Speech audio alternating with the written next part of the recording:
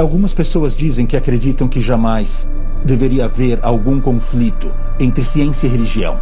Mas se nós aceitamos o Gênesis como sendo histórico, de acordo com a fé, e é claro que sim, então nós precisamos fazer outras perguntas práticas. Como e o que realmente aconteceu?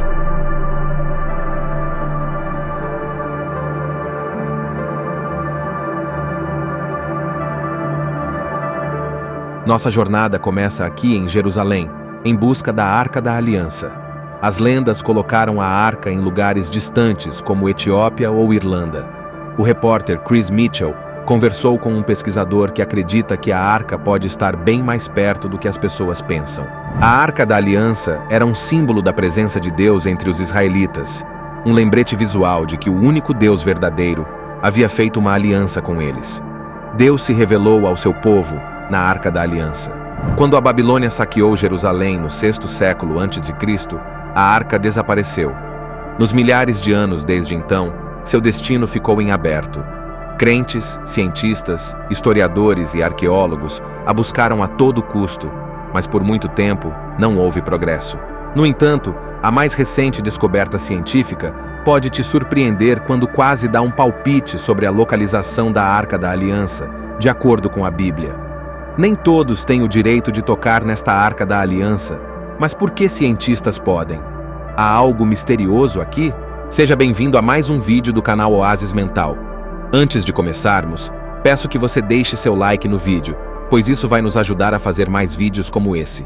Bom, Ron Wyatt afirmava ter encontrado a Arca da Aliança e seus 10 mandamentos enterrados sob os restos da antiga cidade de Jerusalém.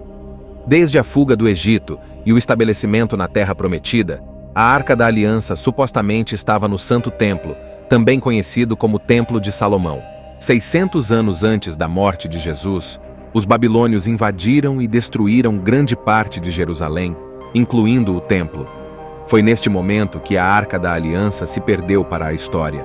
Quando os babilônios começaram seu ataque, construíram um enorme muro de cerco ao redor da cidade, para que ninguém pudesse entrar ou sair. Em resposta, os israelitas construíram muitos túneis para se moverem pela cidade sem causar alarme. Muitos desses túneis ainda existem hoje, e artefatos antigos foram encontrados em alguns deles. Antes, Wyatt argumentava que a Arca da Aliança, o artefato judaico mais sagrado, estava escondida em uma câmara subterrânea, que foi então selada e esquecida. Além de Ron, há também muitos outros cientistas que afirmam ter encontrado a arca que estava desaparecida por milhares de anos. É verdade que a Arca da Aliança, a conexão espiritual entre Deus e seu povo, se perdeu por muito tempo. É provável que Deus tenha escolhido pessoas especiais para representar seu povo ao encontrar a Arca da Aliança e então relatar o que viram para suas crianças. Até agora, seguindo a Bíblia, a pessoa que Deus permitiu tocar na Arca da Aliança só poderia ser um levita. Os levitas não recebiam terra e eram considerados exemplos de como viver devotamente.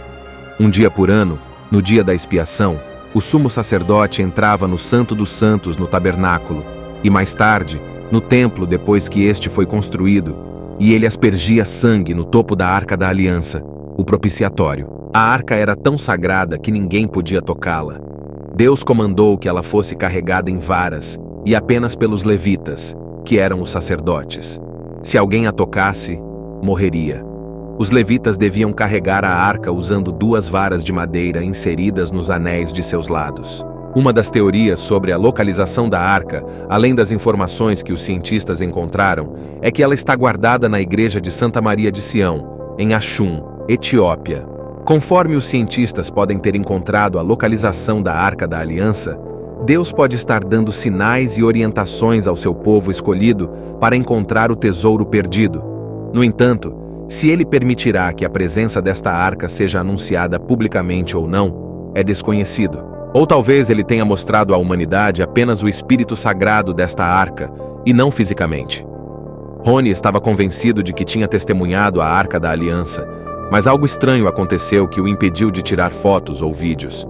4 anjos ficaram diante dele e disseram que não era hora de o mundo ver essa descoberta com seus próprios olhos. O tempo estava se aproximando. Quando esse momento chegar, haverá uma lei religiosa universal em todo o mundo. Portanto, Para testemunhar ou tocar esta arca com seus próprios olhos, você precisa esperar pela aprovação de Deus. O último relato da arca no Antigo Testamento é 2 Crônicas 35. O rei Josias ordenou que os levitas colocassem a arca no templo, construído por Salomão. Isso aconteceu durante o reinado do rei Josias, por volta de 630 a.C. Uma das teorias mais conhecidas sobre a arca está ligada ao épico nacional da Etiópia do século XIV, o Quebra-Nagast. Segundo este relato, a rainha de Sabá visitou o rei Salomão em Jerusalém durante o século X a.C. e teve um filho com ele. Em sua jornada de volta para casa, o filho, chamado Menelik, retornou a Jerusalém quando estava mais velho.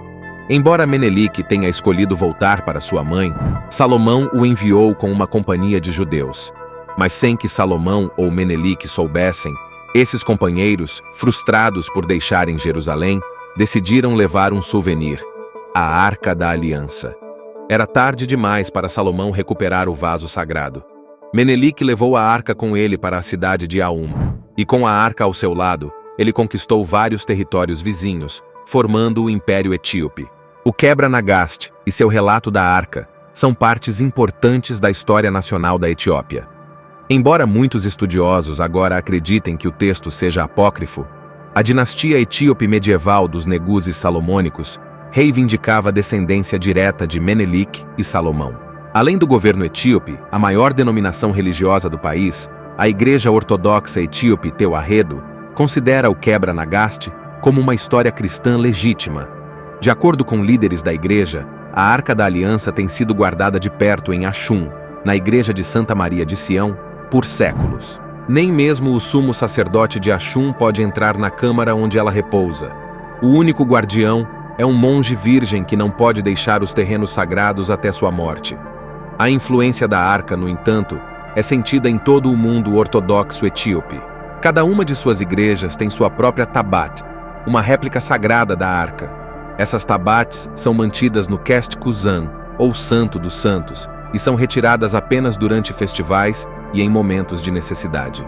Apesar de ser uma parte integral do cristianismo ortodoxo etíope, a natureza da suposta custódia da arca em Axum torna difícil verificar a propriedade da igreja. Muitos historiadores acreditam que, se existisse, o relicário com mais de 3.000 anos de idade se desintegrou com o tempo ou foi destruído, mas isso também é especulação.